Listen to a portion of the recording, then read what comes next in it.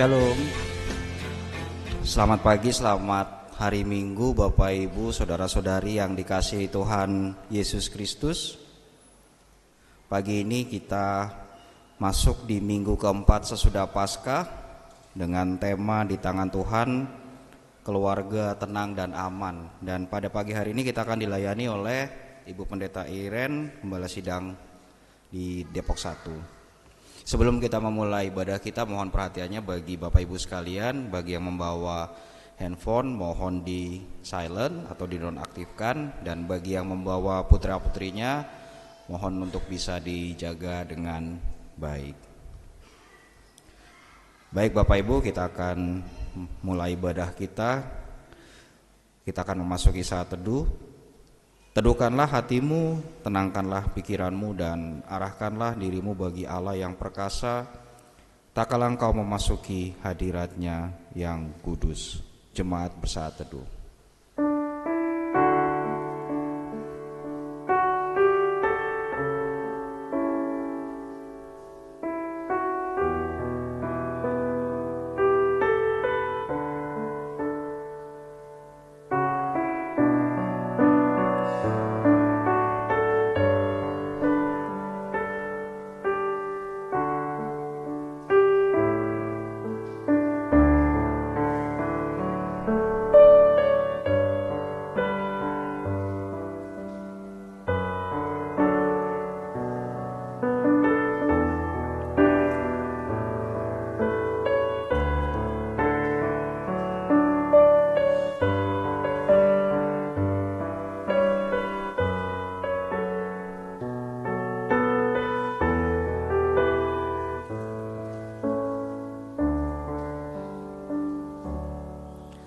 Jemaat diundang bangkit berdiri. Kita menyambut firman Tuhan bernyanyi dari Kidung Kesan 57 bait pertama dan kedua, Sungguhlah Indah Rumahmu.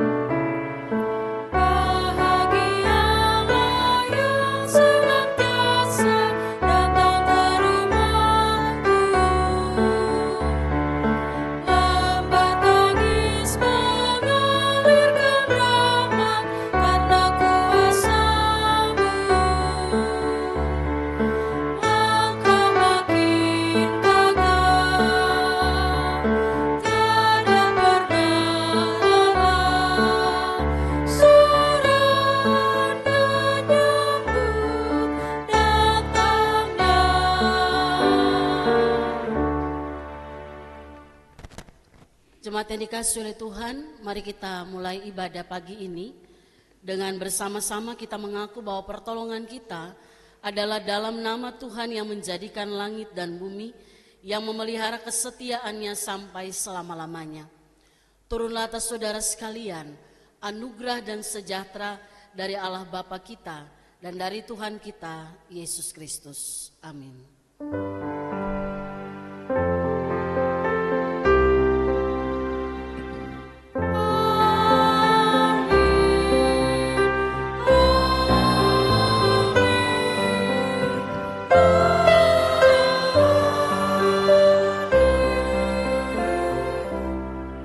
firman Tuhan, saya persilakan duduk kembali.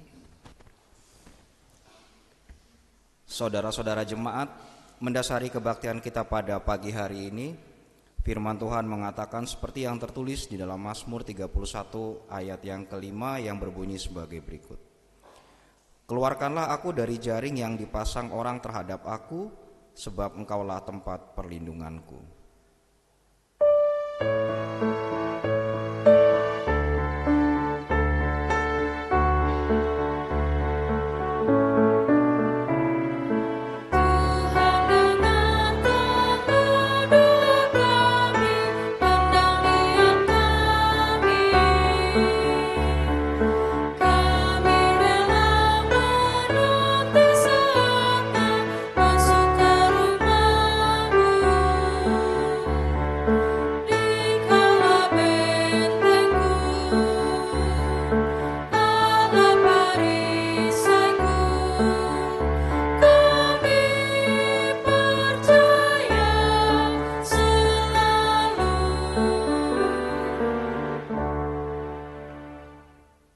Saudara-saudara jemaat, kita merendahkan diri di bawah hukum Tuhan menurut Matius 22 ayat 37 sampai 40 sebagai berikut.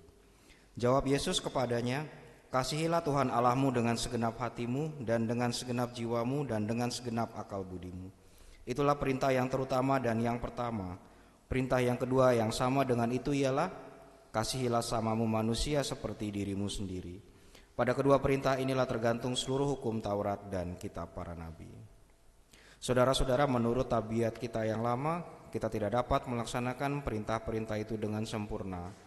Bahkan dalam banyak perkara, kita tidak mampu mengucap syukur dengan benar kepada Allah yang hidup.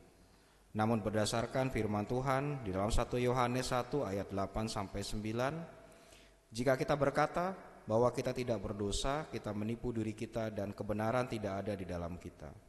Jika kita mengaku dosa kita, Ia setia dan adil, sehingga Ia akan mengampuni segala dosa kita dan menyucikan kita dari segala kejahatan. Saudara-saudara jemaat, di atas janji Tuhan ini, marilah kita mengakui dosa-dosa kita dan mempersekutukan diri di dalam kekudusan Tuhan. Mari kita mengaku dosa secara pribadi.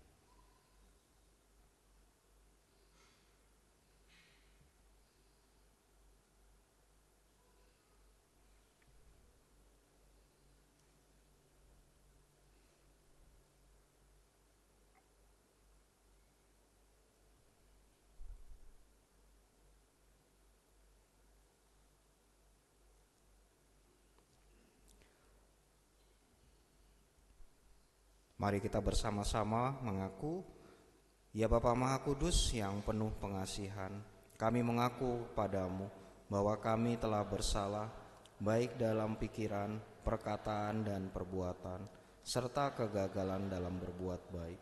Seringkali kami sebagai umat tebusan-Mu terbenam dalam kelemahan iman, tidak setia, lalai menuruti perintah-perintah-Mu. Bapa, kami mohon pengasihan-Mu. Kami sebagai jemaat-Mu kerap kali mencemarkan kekudusan Tuhan dalam berjemaat dengan kepudaran pengharapan, dengan perselisihan dan pementingan diri. Kristus, kasihanilah kami. Sebagai gereja, kami sering mengabaikan perintah-Mu dengan menutup diri, kesaksian sebagai gereja kabur, kesetiaan melayani terhalang oleh dalih-dalih kami. Roh Kudus, kasihanilah kami. Kami mohon ampun atas segala salah dan dosa kami, sucikanlah kami oleh karena kasih-Mu, baharuilah kami senantiasa dengan kuasa Roh-Mu yang kudus, dalam Yesus Kristus Juru Selamat sesuai janji-Mu. Amin.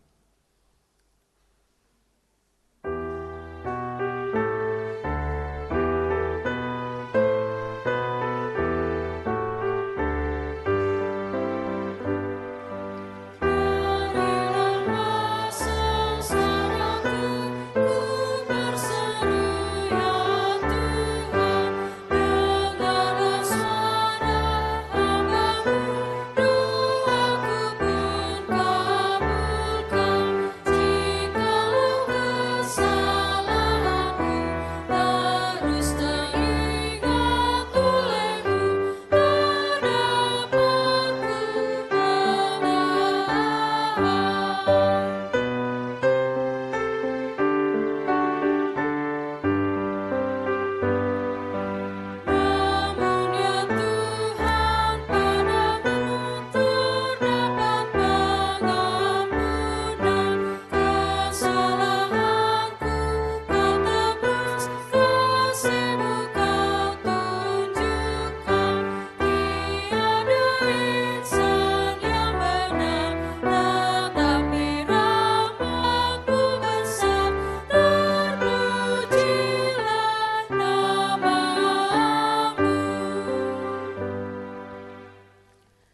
mengajak jemaat Tuhan yang bisa berdiri, mari kita berdiri untuk sama-sama mendengarkan berita anugerah dari Tuhan.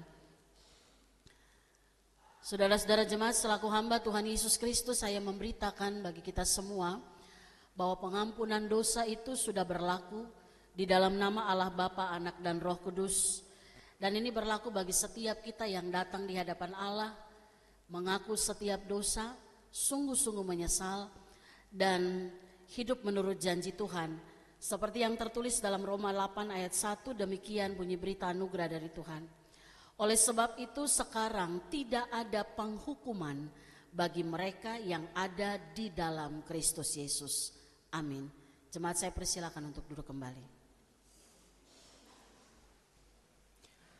Dengan demikian kita hidup di dalam suatu hidup yang penuh dengan kelimpahan kasih Allah yang disebut hidup baru. Dengarlah petunjuk hidup baru yang terdapat di dalam 1 Petrus 3 ayat 8 sebagai berikut. Akhirnya, hendaklah kamu semua seia sekata, seperasaan, mengasihi saudara-saudara, penyayang dan rendah hati.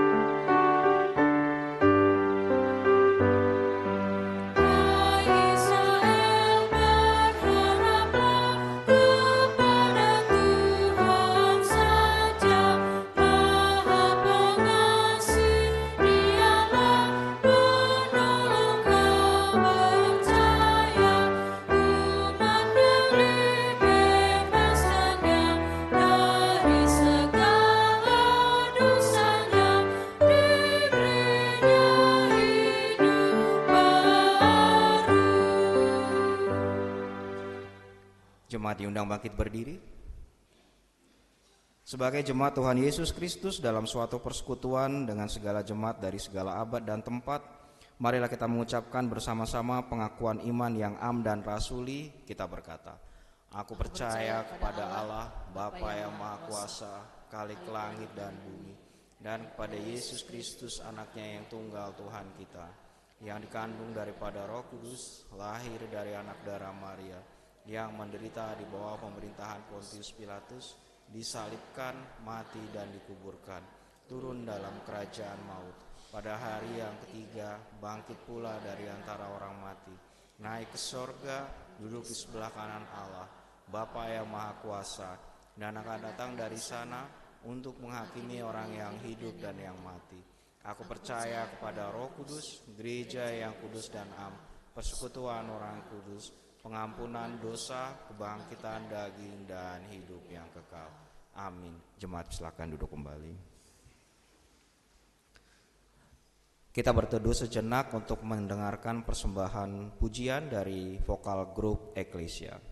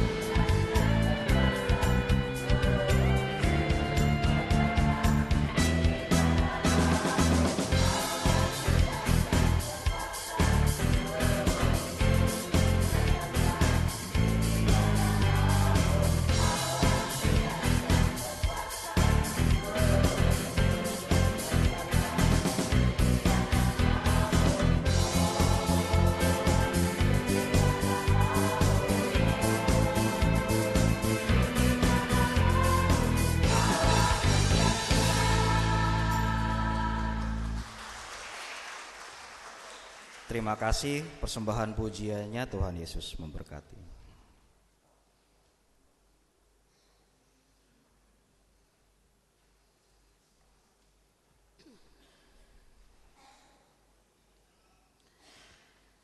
Jemaat Tuhan, kita siapkan hati untuk mendengarkan firman Tuhan.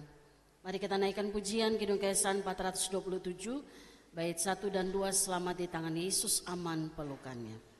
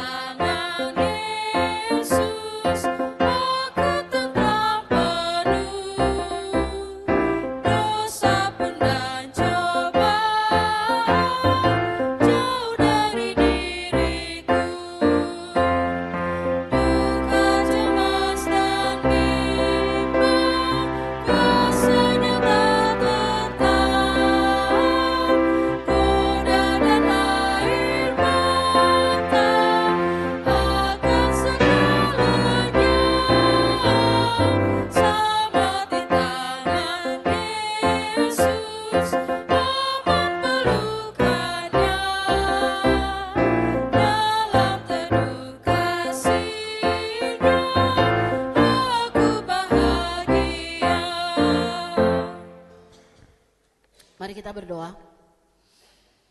Bapa yang penuh kasih, kami akan membaca dan merenungkan firman-Mu.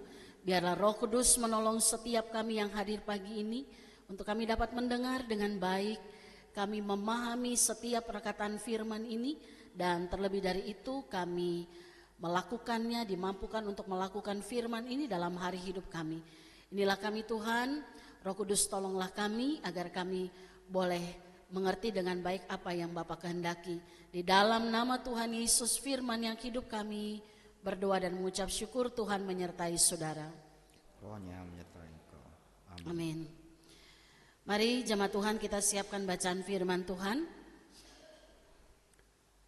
Pagi ini kita akan baca bersama dari kitab Mazmur pasal yang ke-31. Mazmur 31 kita baca ayat 1 sampai dengan ayat yang ke-5. Kemudian dilanjutkan ayat 15 dan 16.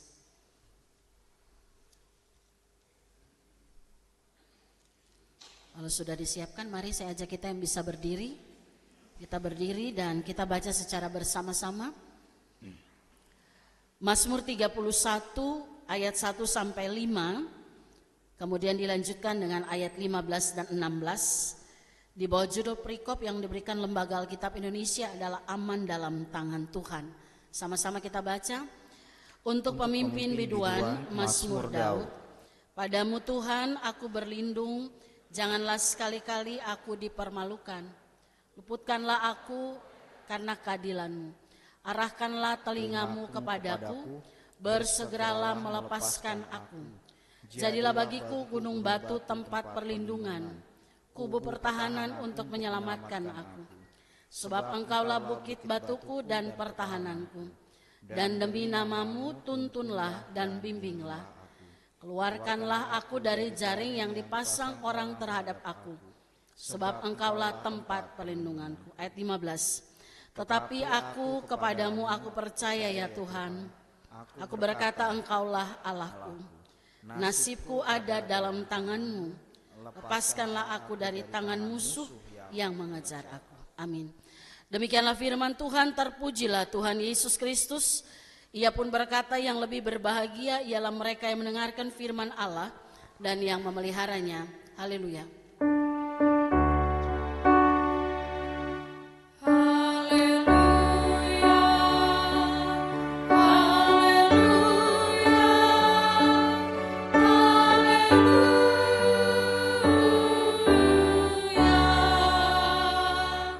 Silakan duduk Bapak Ibu Saudara. Selamat pagi untuk kita semua, Shalom. Bapak Ibu Saudara, dalam bulan Mei ini Sinode Gereja Tuhan GKO memutuskan untuk kita memasuki yang merayakan namanya bulan keluarga. Sehingga dalam pemberitaan ibadah minggu itu kita akan banyak selama kurang lebih 5 minggu ini kita akan membahas tentang keluarga. Bagaimana keluarga sehat dalam iman, keluarga dibangun menjadi keluarga yang kuat dan sesuai dengan kehendak Allah. Minggu pertama ini kita membahas firman Tuhan, sama-sama kita baca tema, di tangan Tuhan keluarga tenang dan aman. Amin. Di tangan Tuhan keluarga tenang dan aman. Saya ingin mengucapkan beberapa hal dan Bapak Ibu silakan menjawab benar, tidak, atau saya ragu-ragu untuk jawab. Ya, kalau saya bilang begini, keluarga saya tuh aman dan tenang kalau kami nggak bertengkar. Benar, salah tuh ragu-ragu. Benar lah ya, iya kan? Kalau nggak bertengkar aman kan? Emang suka bertengkar?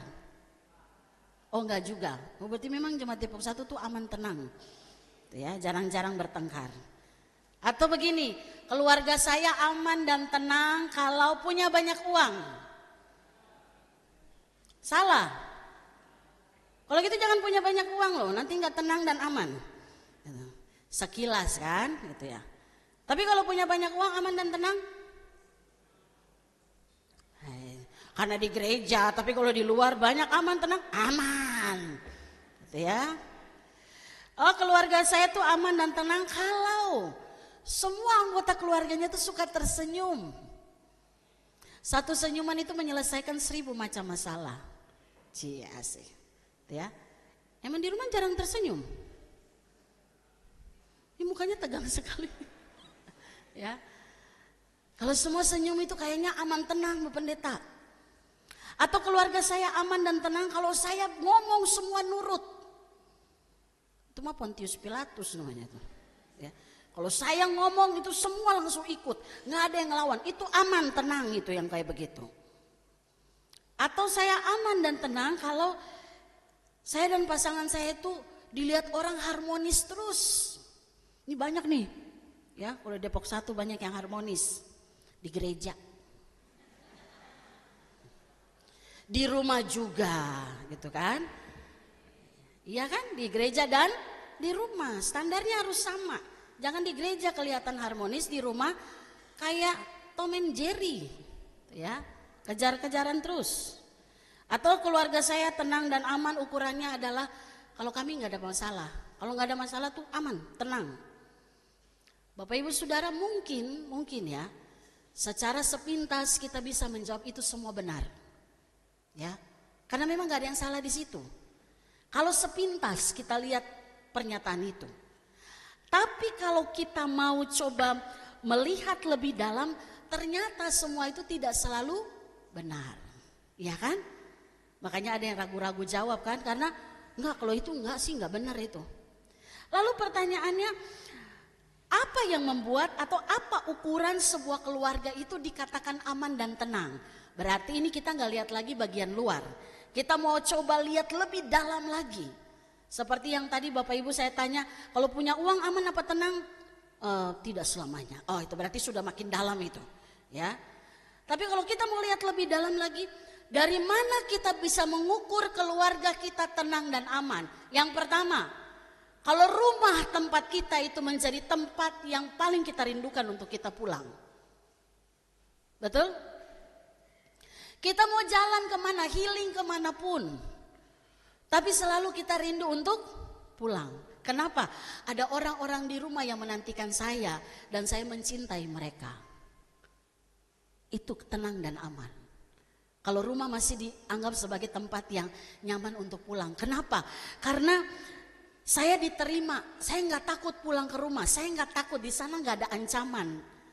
Di sana nggak ada sesuatu yang menakutkan. Tapi saya selalu merasa diterima, dirindukan oleh semua orang. Siapa di sini yang begitu? Semua ya? Rumah itu tempat yang kita rindukan untuk kita pulang. Ya. Kalau ada orang sudah mulai tidak betah karena merasa ancaman, merasa ketakutan di rumah, itu rumah tidak aman dan tidak tenang.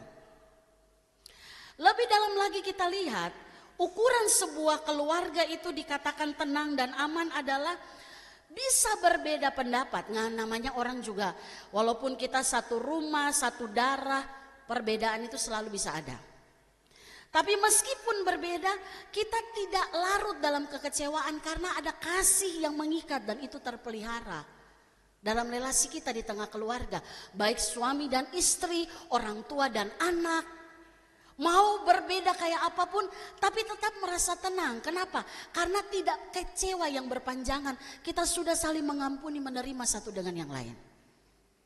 Nah, yang model begini keluarganya pasti tenang dan aman. Karena ada praktek nilai Allah di situ. Mampu menyelesaikan konflik dengan sehat. Belajar minta maaf. Belajar mengampuni. Belajar menerima kekurangan orang lain. Jangan kalau ditanya, kamu marah ya? Biasanya jawab apa? Enggak. Marah? Enggak. Enggaknya itu kayak mana ya? Nah, itu yang sering kali terjadi. Banyak yang senyum-senyum, berarti mungkin praktek kali di rumah ya. Begitu ditanya, "Mak, kamu marah?" Jawabannya apa? Padahal, itu sudah betul. Tidak perlu langsung ada pengakuan dosa dalam gereja ini ya, terjadi. Bilang enggak, tapi ujung-ujungnya marah gitu. Yang kayak begitu tenang dan aman? Tidak. Itu bisa jadi bom waktu, satu ketika langsung, bisa luber semuanya itu kalau dikasih kesempatan untuk bicara. Keluarga tenang dan aman kalau ada komunikasi terbuka dan jujur satu dengan yang lain. Kita terbuka kepada orang-orang yang ada dalam rumah. Secara khusus antara suami istri, orang tua anak. Terbuka apa yang kita alami dan kita punya jalan keluar. Nah, begitu itu keluarga yang aman. Bahkan terbuka untuk hal-hal yang buruk yang kita lakukan. Saya percaya untuk bagian ini lebih dalam keluarga mengalami rasa aman. Dan yang terakhir, dan ini puncaknya, kita akan merasa aman kalau Tuhan itu menjadi pusat dari seluruh perjalanan hidup keluarga kita. Amin. Tuhan menjadi pusat itu artinya Tuhan jadi tempat perlindungan kita, penolong kita. Ngapa-ngapain kita pasti akan datang sama Tuhan. Keluarga yang model begini pasti tenang dan aman. Amin. Ya sudah, selesai, amin. Karena memang sudah begitu kan. Artinya keluarga yang tenang dan aman itu bukan berarti gak pernah bertengkar. Bukan berarti gak pernah ada air mata dalam rumah itu. Tenang dan aman bukan berarti tidak ada rasa saling kecewa satu dengan yang bukan itu. Tenang dan aman artinya walaupun situasi itu tidak enak, tapi kita tahu bagaimana mengembalikan pada posisi yang benar. Kenapa? Karena setiap anggota keluarga boleh berkata, di tangan Tuhan kami aman dan tenang. Menyerahkan semuanya kepada Tuhan. Itu bagian yang paling penting dalam perjalanan kehidupan kita sebagai keluarga Kristiani. Bacaan kita hari ini memang tidak bicara tentang keluarga. Tapi bicara tentang satu tokoh yang begitu penting dalam kehidupan kekristenan. Yaitu Raja Daud. Dia penulis Mazmur 31 ini. Kalau kita baca secara keseluruhan Bapak Ibu Saudara, di sini kita temukan pemazmur tidak sedang ada dalam keadaan tenang dan aman. Kalau baca setiap ayat, dari ayat 1 sampai dengan ayat yang ke-25, di situ Daud mengungkapkan semua perasaan yang dia alami, ada tekanan di situ. Ada rasa takut di situ. Ada rasa kecewa di situ, ya. Karena merasa sepertinya dia dikelilingi oleh hal-hal yang itu bisa membuat putus asa. Ada rasa dikejar oleh musuh, terancam.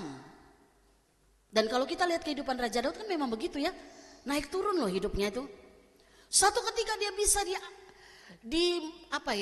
bisa dikatakan mengalami hal-hal yang luar biasa dengan Tuhan. Kemenangan-kemenangannya. Dia dipilih menjadi seorang raja pun bukan hal yang biasa, itu luar biasa. Kakak-kakaknya di bawah itu hebat semua tuh, ya. Tapi bapaknya lupa, ada lagi nggak anaknya? Oh iya ada, satu lagi jaga kambing domba. Begitu datang nggak ada tampang untuk menjadi seorang raja. Karena tubuhnya, wajahnya, ya dikatakan wajahnya kecakepan kali kalau jadi raja kali ya. Tapi dikatakan dia kecil, nggak seperti kakak-kakaknya. Artinya nggak punya tampang untuk dipakai oleh Tuhan menjadi raja Israel. Bapak Ibu Saudara, bahkan ketika dia melakukan dosa yang itu menjadi kekejian di hadapan Tuhan. Rencana pembunuhan hanya untuk ambil istri orang. Tapi coba lihat kehidupan Raja Daud. Betapa dia berkenan di hadapan Allah.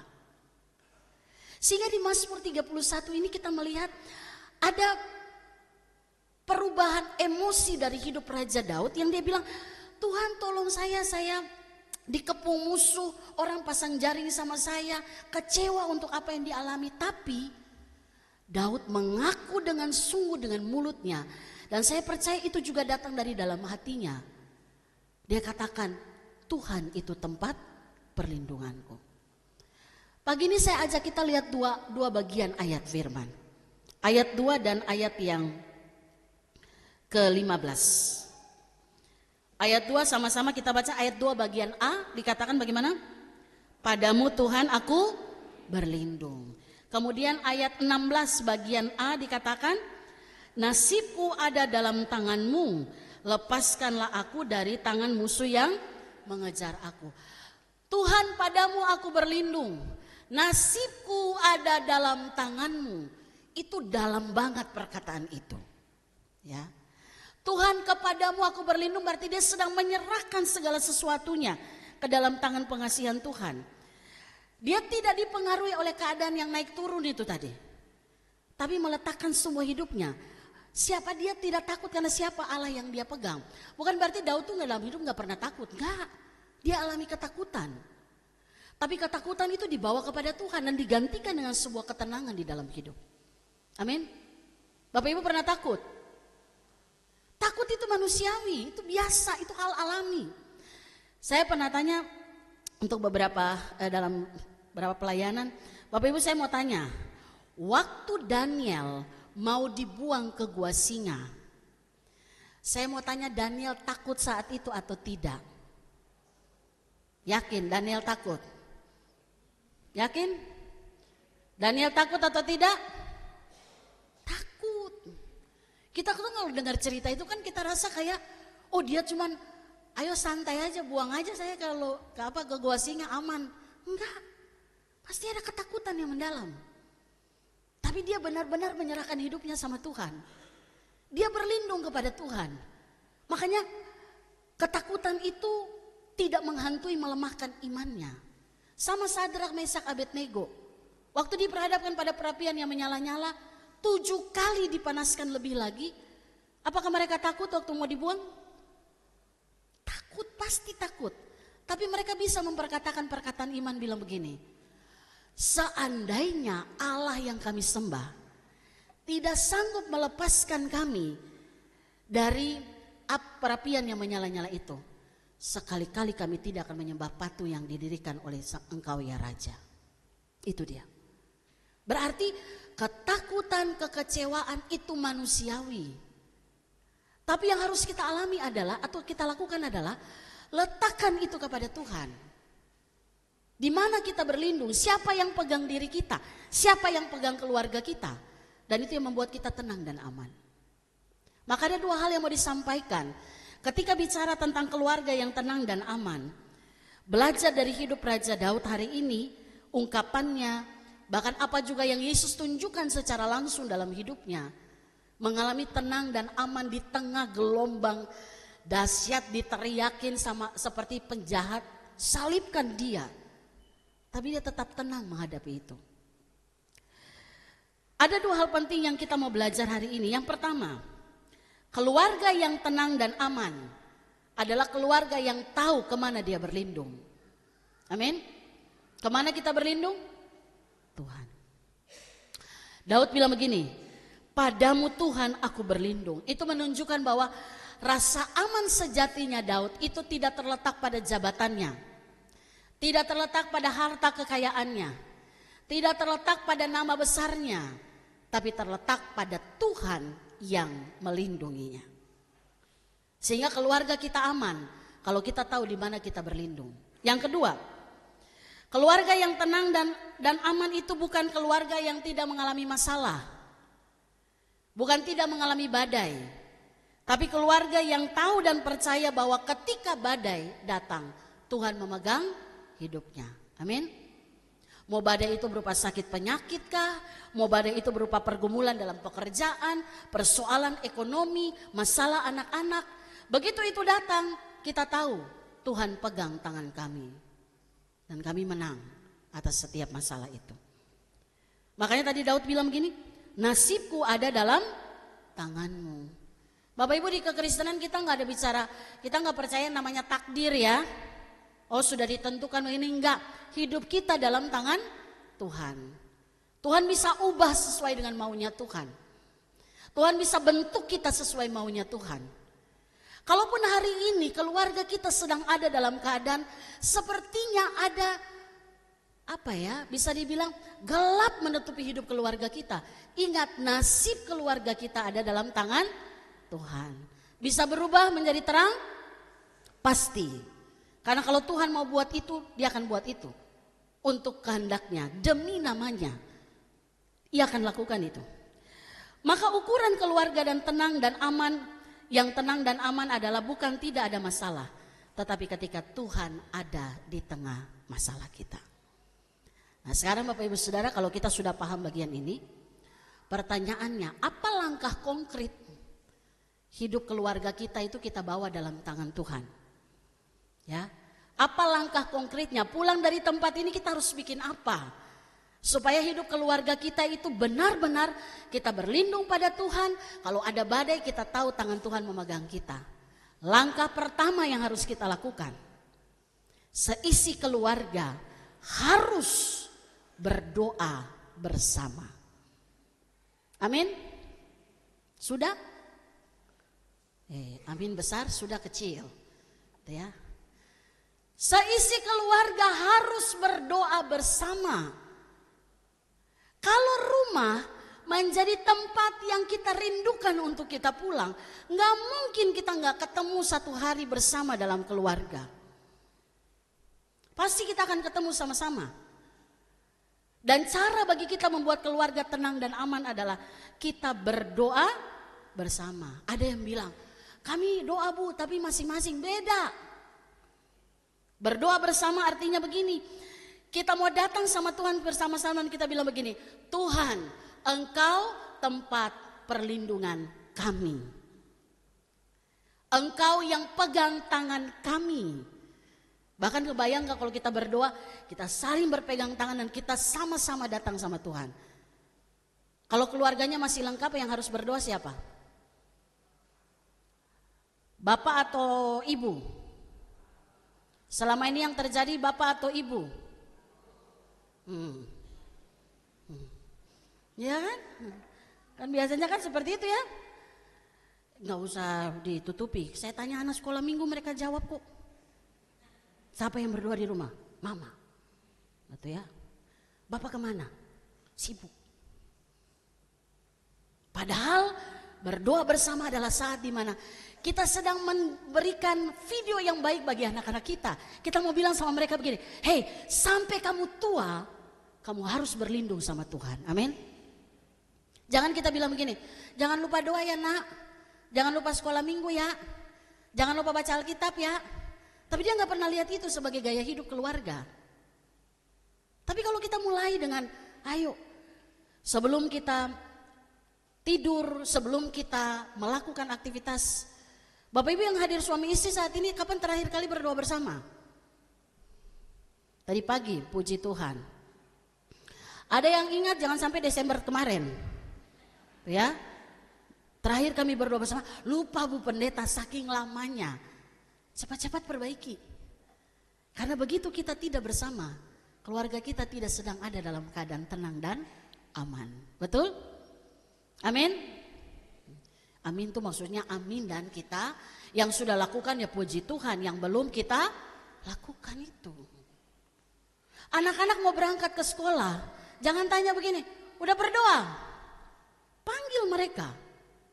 Sini, mama atau papa berdoa buat kamu. Tuhan berkati kamu, pergi pulang aman dalam tangan Tuhan. Tuhan beri roh kepintaran, kemampuan bagi kamu. Kebayang gak kalau anak kita didoakan sebelum dia pergi ke sekolah? Betapa dia merasa bahwa ada sesuatu yang berjalan bersama dengan dia, itu doa orang tuanya. Kalau yang sudah anak sudah besar berarti ada cucu kan ya, opung ya, eyang. Begitu cucu mau pergi kita bilang nanti sini dulu, eyang mau berdoa. Tuhan berkati engkau. Itu sampai dia besar dia ingat banget tuh eyangnya. Bukan cuma ingat saat bagi duit aja, tapi dia juga ingat saat dia didoakan. Jadi langkah untuk keluarga tenang dan aman, praktek langsungnya adalah kita lakukan apa? Berdoa bersama dalam keluarga. Bahkan ketika ada satu anggota keluarga yang sakit, benar ada gereja untuk mendoakan, ada diakonnya, ada ibu pendeta, benar. Tapi begitu sakit, istri atau suami sakit, sini saya berdoa dulu buat kamu. Tuhan, saya serahkan istri saya, suami saya, anak saya dalam tangan Tuhan. Kuasa kesembuhan itu datang dari Tuhan. Wow, bagi saya itu lebih penting daripada pendeta datang dan mendoakan. Setuju Bapak Ibu? Berarti kalau nanti saya mau datang, kalau mau berdoa saya tanya dulu, sudah didoakan anggota keluarga belum? Ya? Kalau misalnya saya datang, kalau ada yang sakit saya tanya lebih dulu. Ya opung ya, ingatin saya ya opung. Udah didoakan belum sama anggota keluarganya? Kalau belum panggil doakan dulu baru nanti saya doakan. Begitu ya? Karena kalau nggak begitu kan nggak didoa-doakan gitu ya. Itu yang pertama. Langkah kedua, pulang dari tempat ini kalau kita mau hidup keluarga kita di tangan Tuhan dan tenang dan aman, maka yang harus kita lakukan adalah memperkatakan firman Tuhan sebagai gaya hidup. Baca firman dan perkatakan itu menjadi sesuatu yang menjadi percakapan dalam kehidupan keluarga kita. Membangun percakapan rohani sederhana. Kenapa kita harus sama-sama bergaul dengan firman Tuhan? Supaya nilai kita sama. Kita nggak mudah bergerak dengan keluarga dalam ego kita, ya. Saya yakin kalau kita lagi konflik gitu ya dalam hidup keluarga, tapi kalau panggil untuk berdoa baca firman pasti selesai. Tapi biasanya yang terjadi gini, udah kau doa aja sendiri, saya lagi sakit hati. Nggak selesai itu. Tapi kalau kita datang dan kita lakukan itu bagian yang memulihkan kehidupan kita. Bagaimana caranya? Baca 1 ayat, 2 ayat, lalu kita sharingkan bersama. Apa yang kamu dapat dari bagian ini? Mulai dari mana dulu? Suami istri, perkatakan firman. Maka ketika kita hidup bersama, sebelum kita menutup mata dalam istirahat kita, suami istri memperkatakan firman, tidurnya tenang. Apalagi kalau itu juga bersama dengan anak-anak kita. Perkatakan firman bagi mereka. Tanyakan apa yang mereka alami dalam kehidupan mereka. Dan di situ kita bisa melatih mereka untuk hidup dalam firman Allah. Saya dulu kalau anak saya pulang sekolah saya suka tanya begini. Tadi belajar apa di sekolah? Belajar A, B, C, D. Oke, besok. Belajar apa tadi di sekolah? Belajar A, B, C, D. Ketiga, belajar apa? Ma bosan tanya itu mulu. Ya belajarlah di sekolah. Saya mulai renungkan lagi. Tuhan kasih hikmat ya supaya saya tuh pengen ngobrol dengan anak saya tentang apa yang dia alami. Saya ubah pertanyaannya. Saya bilang begini, Non, tadi di sekolah siapa guru yang ngajar enak? Oh ada Ma, ini. Langsung cari obrolan. Tadi pelajaran apa yang enak? Oh ini. Itu langsung terjadi obrolan. Gak lagi makanan habis gak? Gitu ya, kan biasa gitu ya. Apa namanya tuh? Bekal habis gak? Kenapa air gak habis? Kenapa makanan gak habis? Kalau itu yang pertanyaan dia akan merasa dihakimi. Bisa-bisa dia buang makanan dan dia bawa pulang tempat yang kosong. Dan itu bukan sebuah nilai yang baik. Betul? Ini yang masih punya anak-anak yang masih kecil ya, masih sekolah ya.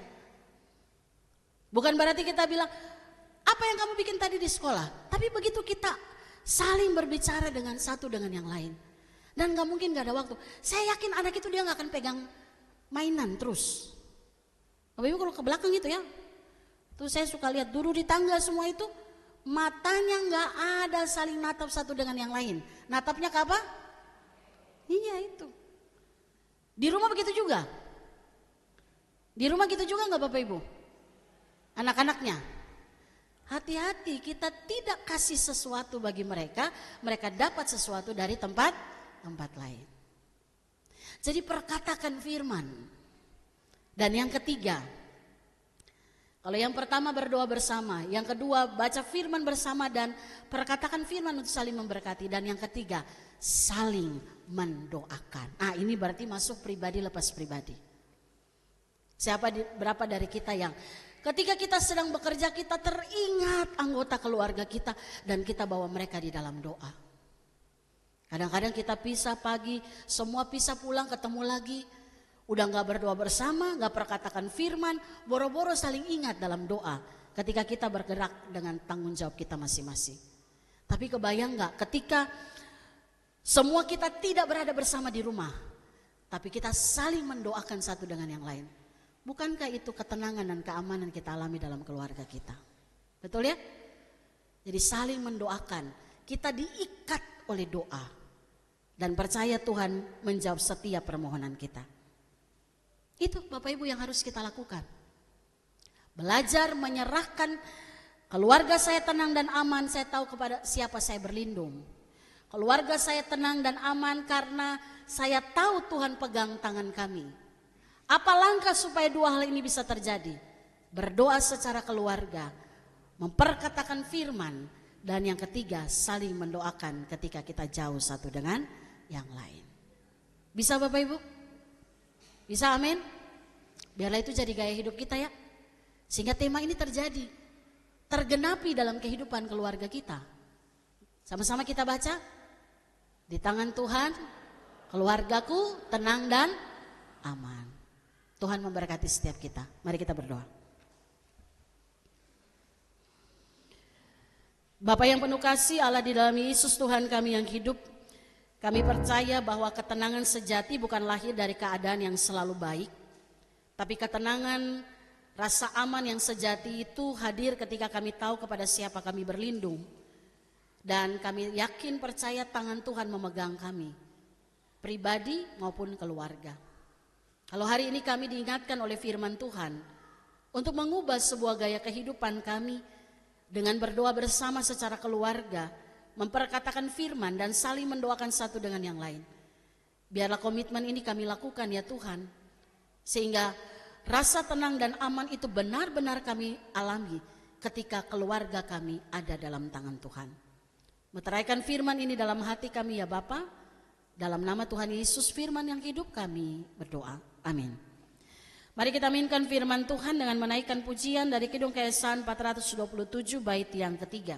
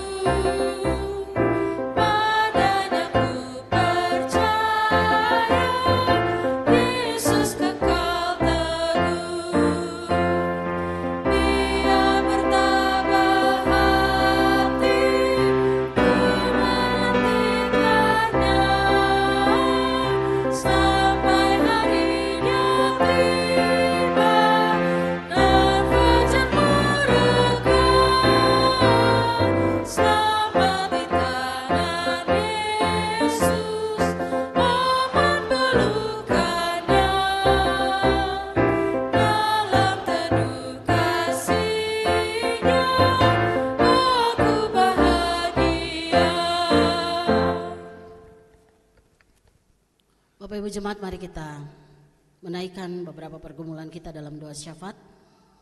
Mari kita berdoa. Bapa yang penuh kasih Allah di dalam Yesus Kristus, Tuhan dan Juru Selamat kami yang hidup. Kami bersyukur untuk waktu yang Tuhan berikan bagi kami. Kami ada bersama dalam satu persekutuan, saudara bersaudara di dalam Tuhan. Kami datang memuji memuliakan nama Tuhan, mendengarkan kebenaran firman-Mu, dan saatnya kami menyatukan hati kami untuk menaikkan setiap doa dan pergumulan kami. Kami mau berdoa secara khusus untuk beberapa keluarga dalam jemaat-Mu di tempat ini.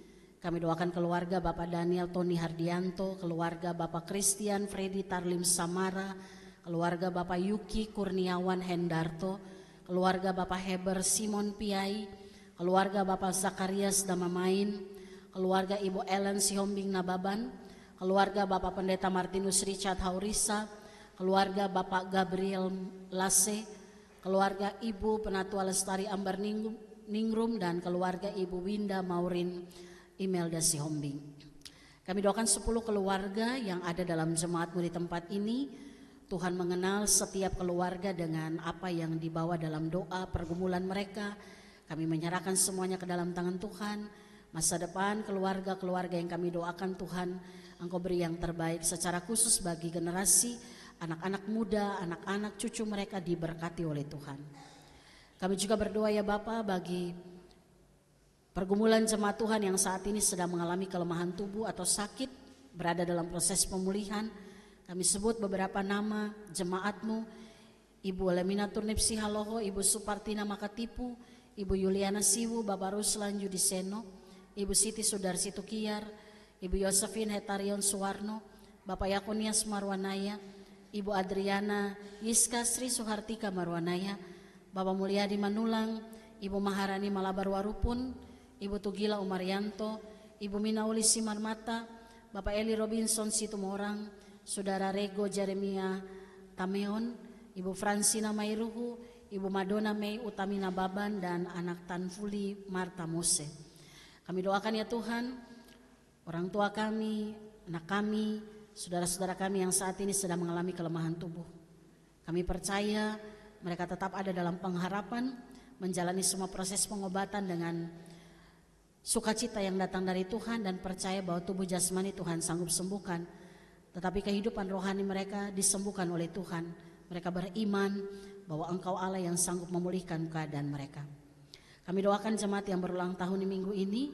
Kami doakan Saudari Goldina Evin Payer, Saudara Charles Jason Aldi Aiheri, Ibu Isdawimah, Saudari Veliona Enggeliska Marwanaya, Bapak Tomsar Sitanggang, Saudari Aneka Gracia M. Damamain, Ibu Poncowati, Ibu Rustiana Borotambunan, Cornelius Ayu Promario Simanulang, Maximilian Nathaniel Dasalak, Saudara Yori Efrem Lando, Bapak Tukiar Pranoto Saputro, dan Bapak Evangelis Kelvian Sihaya. Berkati ya Tuhan saudara-saudara kami yang berulang tahun di minggu ini. Sukacita, damai sejahtera Tuhan menaungi seluruh keberadaan hidup mereka, dan kami imani waktu yang Tuhan berikan, umur yang Tuhan berikan, mereka isi dengan melakukan apa yang berkenan di hadapan Tuhan dan memuliakan Tuhan.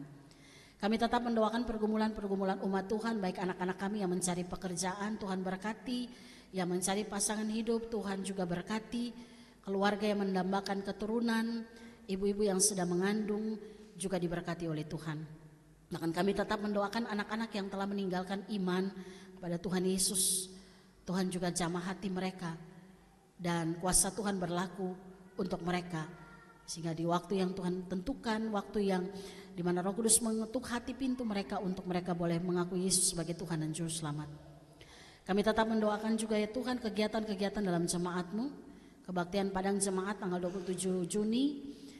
Biarlah Tuhan berkati seluruh panitia yang mempersiapkan kegiatan ini, jemaat Tuhan yang akan ambil bagian. Kami menjadikan acara ini sebagai pesta rohani kami untuk menikmati kebersamaan dalam sukacita Tuhan. Kami juga berdoa bagi peneguhan Penatua GKO Demak Depok 1 pada tanggal 5 Juli yang akan datang. Tuhan Yesus memberkati seluruh rangkaian pembekalan, bahkan juga persiapkan hati dan juga kehidupan para calon penatua ini untuk bergantung sepenuhnya kepada Tuhan dan dipakai oleh Tuhan menjadi alat di tangan Tuhan. Kami doakan pos pelayanan kami yang ada di Dalung Bali, Tuhan berkati semakin bertumbuh di dalam kasih Tuhan. Kami juga berdoa bagi Sinode GKO Tuhan memberkati Majelis Sinode dan semua jajaran yang ada. Dan percaya sungguh ya Tuhan, program-program yang ada membawa kami untuk bertumbuh bersama sebagai gereja yang menjalankan misi Allah atau Missio Dei. Kami juga berdoa bagi bangsa dan negara kami, kota Depok di mana kami ada. Pemerintah kami ya Tuhan Engkau berkati, sehingga semua apapun yang mereka boleh lakukan, biarlah itu untuk pemulihan tempat di mana kami ada, kota di mana kami ada, bahkan juga bangsa dan negara kami. Terima kasih ya Tuhan. Kami berdoa juga untuk keluarga Mbak Astri yang mengalami duka cita karena Tuhan memanggil ibunda terkasih. Bapak berikan kekuatan bagi Mbak Astri dan juga Pak Bejo, seluruh keluarga besar boleh tetap mengandalkan Tuhan, berlindung kepada Tuhan dan percaya mereka melalui masa-masa duka cita ini dengan kekuatan dari Tuhan. Kami juga berdoa ya Bapak bagi salah satu suku yang terabaikan. Kami doakan orang-orang Lintang yang ada di Sumatera Selatan. Tuhan memberkati mereka. Biarlah Roh Kudus bekerja untuk setiap pribadi yang bisa memberitakan firman Allah, dimampukan, dan orang-orang Lintang mempersiapkan hati mereka juga untuk mendengar dan menerima Injil. Kami juga berdoa bagi orang-orang percaya yang hidup di dekat orang Lintang agar mengalahkan rasa takut mereka untuk membagikan Injil kepada orang-orang Lintang. Bahkan kami berdoa ketika orang Lintang bertobat, mereka juga berani bersaksi kepada teman-teman dan keluarga mereka. Terima kasih Tuhan Yesus, ini menjadi doa kami pagi hari ini. Tuhan ampuni kami banyak sekali melakukan dosa, kami masih meletakkan perlindungan kami pada apa yang dunia tawarkan dan itu semu itu sementara. Tapi hari ini kami diingatkan bahwa ketika kami berlindung pada Tuhan, kami tahu tangan Tuhan memegang kami, maka kami hidup sebagai keluarga yang tenang dan aman. Kami serahkan doa ini hanya di dalam satu nama Tuhan kami, Yesus Kristus Allah kami yang hidup, yang sudah mengajarkan kami berdoa bersama demikian. Bapa kami yang di sorga, dikuduskanlah namamu, datanglah kerajaanmu, jadilah kehendak-mu di bumi seperti di surga. Berilah kami pada hari ini makanan kami yang secukupnya, dan ampunilah kami akan kesalahan kami. Kami juga mengampuni orang bersalah kepada kami. Dan jangan membawa kami ke dalam pencobaan, tapi lepaskanlah kami daripada yang jahat. Karena Engkau yang mempunyai kerajaan dan kuasa dan kemuliaan sampai selama-lamanya. Amin.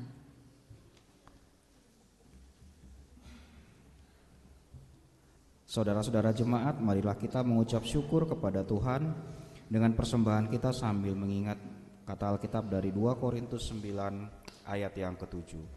Hendaklah masing-masing memberikan menurut kerelaan hatinya, jangan dengan sedih hati atau karena paksaan, sebab Allah mengasihi orang yang memberi dengan sukacita.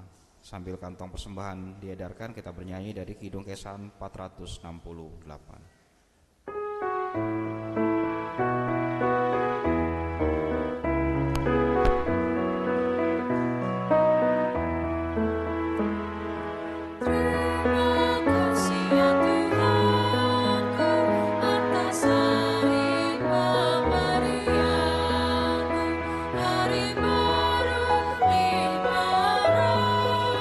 Dan dipenuhi oleh kasih-Mu.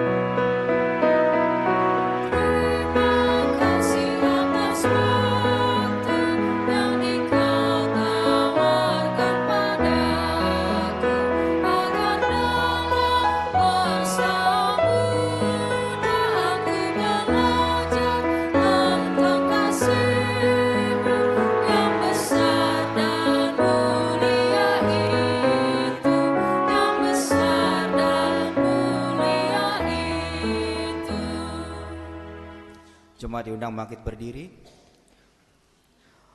Mari kita mengucap syukur dalam doa yang kita ucapkan bersama-sama. Sekarang ya Allah kami bersyukur kepadamu dan memuji namamu yang agung itu. Sebab siapakah kami ini sehingga kami mampu memberikan persembahan sukarela seperti ini. Sebab daripadamulah segala-galanya dan dari tanganmu sendirilah persembahan yang kami berikan kepadamu. Amin.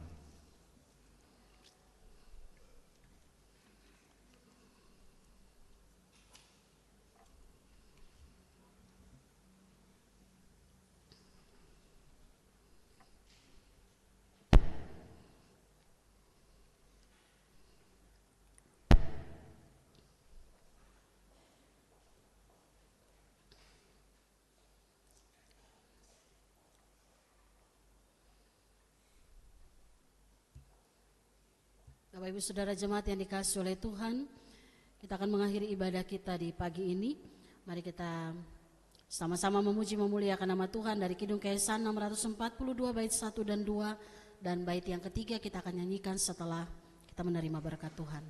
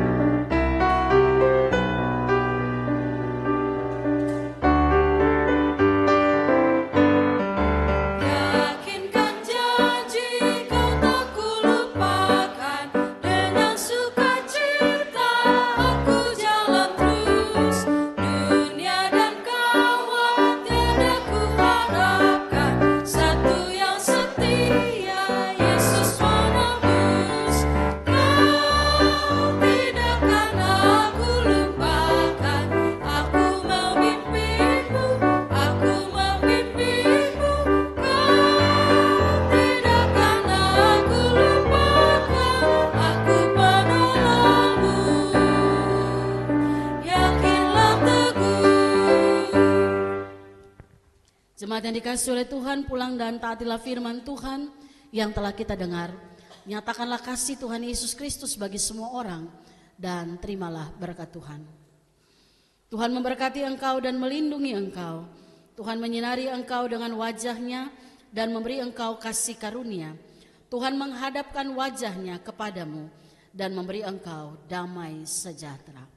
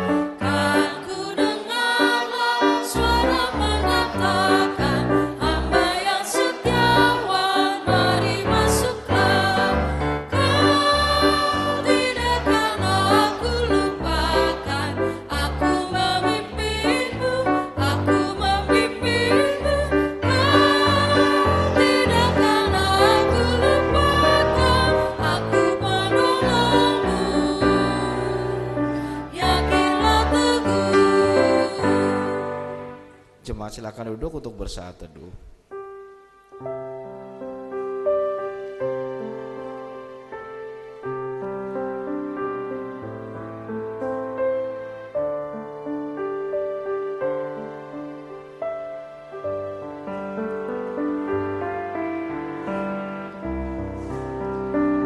Ibadah telah selesai.